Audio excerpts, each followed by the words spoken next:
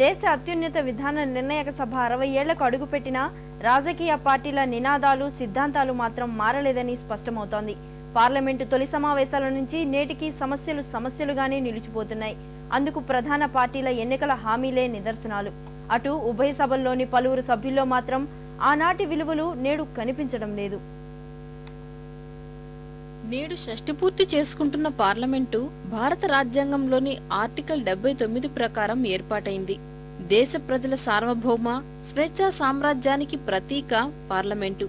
చట్ట సంరక్షణకే కాకుండా దేశాన్ని దిశానిర్దేశం చేసే చట్టాలు, అభివృద్ధికి మూలమైన ఆర్థిక వ్యవస్థకు తుదిరూపునిచ్చేది ఇక్కడే. ఇలాంటి పవిత్ర ప్రదేశంలో నాటికి నేటికి చాలా మార్పులు చోటు చేసుకున్నాయి.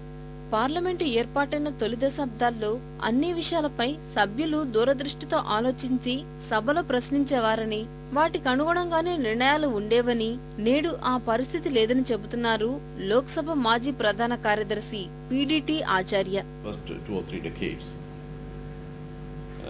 Parliamentarians used to give a lot of emphasis to really national and international issues.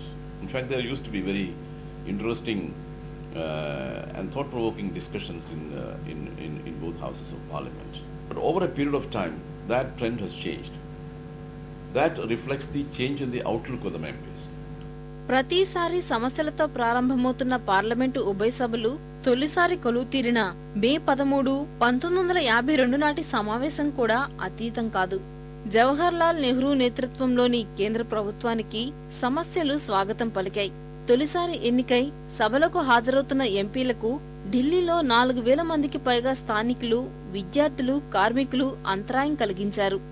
ఆకాశాన్నంటుతున్న ఆహార ధాన్యాల ధరలు తగ్గించాలన్న నినాదాలతో అరుణా అసఫ్ అలీ నేతృత్వంలోని యునైటెడ్ పీపుల్స్ ఫుడ్ కమిటీ ఆందోళన చేసింది. ఢిల్లీలో నిరసనకారులకు మద్దతుగా కమ్యూనిస్టు అగ్రనేత ఏకే గోపాలన్ ఆందోళనలో పాల్గొన్నారు. నెహ్రూ ప్రభుత్వానికి వ్యతిరేకంగా నినాదాలు చేశారు. అయితే దేశానికి స్వతంత్రం వచ్చి 65 వసంతాలు పూర్తయినా, పార్లమెంటు ఏర్పడి 60 ఏళ్లు గడిచినా రాజకీయ పార్టీలు వాటి సిద్ధాంతాల్లో మాత్రం మార్పు రాలేదన్నది సుస్పష్టం.